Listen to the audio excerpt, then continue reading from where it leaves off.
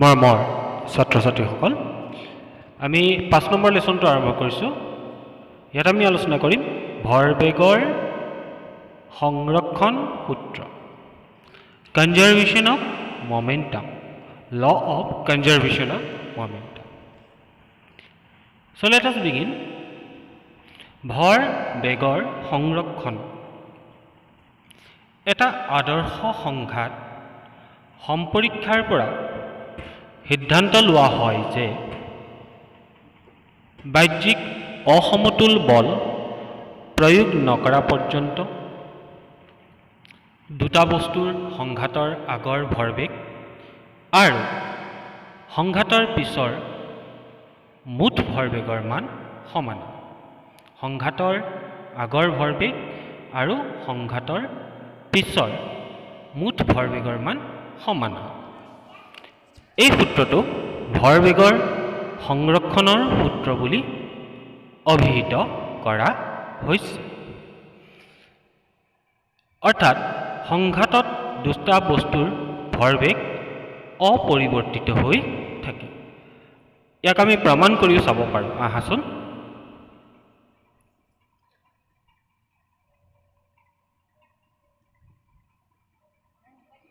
আমি থিয়ৰিটো গম পালোঁ, এতিয়া আমি প্ৰমাণটো লৈ যাওঁ।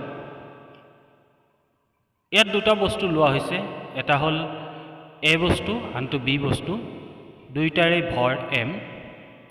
দুইটা বস্তুৱে এম এ বস্তুটো অৰ্থাৎ এ বস্তুটো আৰু বি বস্তুটোৱে সংঘাত সৃষ্টি কৰিছে। চোৱাচোন, কলাইডছ, দে উইল কলাইডছ। দুইটা বস্তুৰ সংঘাতৰ আগৰ ভৰবেগ আৰু সংঘাতৰ পিছৰ ভৰবেগ প্ৰমাণ কৰি আমি সমান বুলি দেখুৱাম। এ বস্তুটোত এফ এ বলে ক্ৰিয়া কৰিছে, সোঁহাতৰ দিশত তাৰ ক্ৰিয়াবল, আৰু বি বস্তুটোত এফ বি বলে ক্ৰিয়া কৰিছে, বাওঁহাতৰ দিশত তাৰ ক্ৰিয়াবল। সংঘাত হোৱাৰ পিছত দুয়োটা বস্তুৱে ভি বেগেৰে বিপৰীত দিশত গতি কৰিছে। ধৰিব পাৰিছে নিশ্চয়। এতিয়া প্ৰথমটো বস্তু অৰ্থাৎ এই বস্তুটোৰ ক্ষেত্ৰত, in cage of A,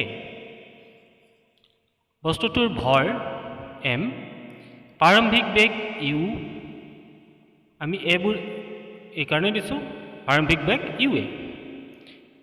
initial momentum before কলিশ্যন, অৰ্থাৎ সংঘাতৰ আগৰ ভৰবেগ M A into U A.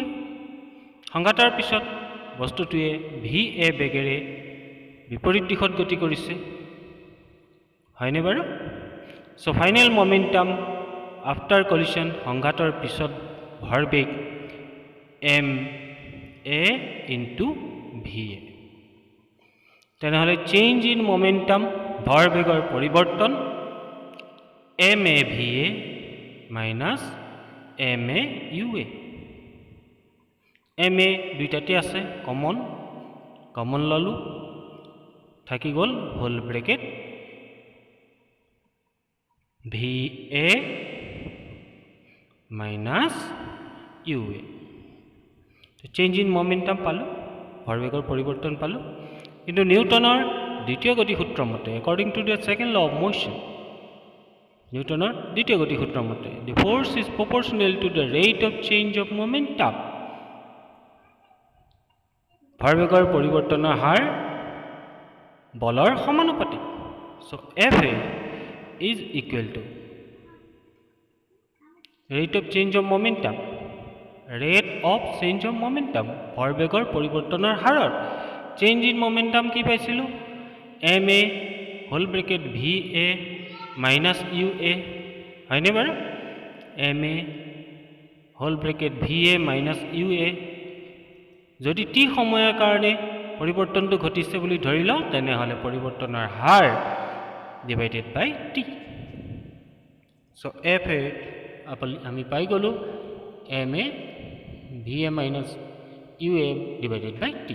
এতিয়া বিটো লৈ যাওঁ। ইন কেজ অফ বি, দ্বিতীয় বস্তুটোৰ প্ৰাৰম্ভিক বেগ U B initial momentum before collision সংঘাতৰ আগতে ভৰবেগ M B into U B ঠিকে আছে নহয় বুজিব পাৰিছা ফাইনেল মোমেন্টাম এই দ্বিতীয় ভি বি বেগেৰে গতি কৰিছে গতিকে M B into V B change in momentum M B V B minus কি হ'ব M A U A so M B V B minus M B U B clear M B দুইটাৰে common ললো V B minus U B থাকি গ'ল so এইটো হ'ল change in momentum ভৰবেগৰ পৰিৱৰ্তন তো দ্বিতীয় গতিসূত্ৰ মতে আকৌ একেদৰে force is proportional to the rate of change of momentum বল ভৰবেগৰ পৰিৱৰ্তনৰ হাৰৰ সমানুপাতিক গতিকে দ্বিতীয় বস্তুটোৰ ক্ষেত্ৰত force F B is equal to change in momentum ভৰবেগৰ পৰিৱৰ্তন এম বি হোল ব্ৰেকেট হ'বনে V B minus U B প্ৰথমটোৰ দৰে একেই ধৰণে M B whole bracket V B minus U B আৰু সময়টো আগৰ দৰে টি সময় যোগ ডিভাইডেড বাই টি এইটো হ'ল এফ বি আমি এফ এ পালোঁ এফ বি পালোঁ সংঘাতৰ সময়ত দুইটা বস্তু এইটো সংঘাত হৈছে হয়নে ডিউৰিং কলিশন সংঘাতৰ সময়ত নিউটনৰ তৃতীয় গতিসূত্ৰ অনুসৰি আমি তৃতীয় গতিসূত্ৰটোত কি পাইছোঁ নিউটনৰ তৃতীয় গতিসূত্ৰ পাইছোঁ for every action there is an equal and opposite reaction প্ৰতিটো ক্ৰিয়াৰে সমান আৰু বিপৰীতমুখী প্ৰতিক্ৰিয়া আছে প্ৰত্যেক ক্ৰিয়াৰে সমান আৰু বিপৰীতমুখী প্ৰতিক্ৰিয়া আছে ফৰ এভৰি একশ্যন প্ৰতিক্ৰিয়াৰে there is an equal so equal হ'ব F A equal to F B কিন্তু মাইনাছ হ'ব মাইনাছ এফ বি কাৰণ অপজিট ৰিয়েকশ্যন হয়নে বাৰু মান বহাই দিয়াচোন এফ এ আগতে পাই আহিছা অলপ আগতে কৰি আহিছোঁ M A V A minus U A divided by T এইটো বহাই দিলোঁ সমান সমান চিনটো সমান চিন মাইনাছ চিনটো ইয়াত আছে নহয় মাইনাছ চিনটো যোৱাৰ লগে লগে মাইনাছ চিন বহালা M B V B minus U B divided by T দুইফালে টি আছে হয়নে left hand side right hand side দুইফালে টি আছে চ' আমি টি দুটা বাদ দিলোঁ থাকিল কি ব্ৰজগুণন কৰি দিছোঁ আকৌ M A V A minus M A U A is equal to minus M B V B plus minus minus plus হৈ গ'ল নহয় জানো এম বি ইউ বি এতিয়া এইবোৰ এফালে আনাচোন পক্ষান্তৰ কৰিম দেই পক্ষান্তৰ transformation M A V A plus M B V B অন্তিম নহয় জানো অন্তিম বেগ M A U A plus M B U B so' অন্তিম বেগ অন্তিম ভৰবেগ চোৱাচোন এইটো আমাৰ সমীকৰণ এতিয়া আমি কি পালোঁ চোৱাচোন এইটো হ'ল final momentum of ball A এইটো হ'ল final momentum of ball B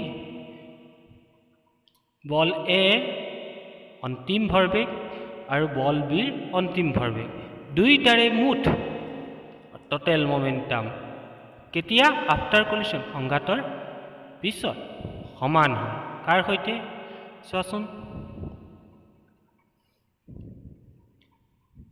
কাৰ সৈতে সমান হৈছে এইটো ইনিচিয়েল মোমেন্টাম অফ বলে প্ৰাৰম্ভিক বলেৰ ভৰবেগ আৰ যোগ initial momentum of ball B প্ৰাৰম্ভিক বল বিৰ ভৰবেগ এইটো হল দুইটা মিলি কি হল total momentum before collision. So total momentum after collision is equal to total momentum before collision. এটো প্ৰমাণ হ'লনে? আমাৰ যেটো সূত্ৰ আছিল, so total momentum of the system remains unchanged. কোনো পৰিৱৰ্তন নঘটে or conserved provided no other external force acts on the system. যেতিয়ালৈকে বাহ্যিক বলে ক্ৰিয়া নকৰে তেতিয়ালৈকে গোটেই সংঘাতৰ মুঠ ভৰবেগৰ কোনো পৰিৱৰ্তন নহয়। So এইটোই হল সূত্ৰ। So thanks for watching.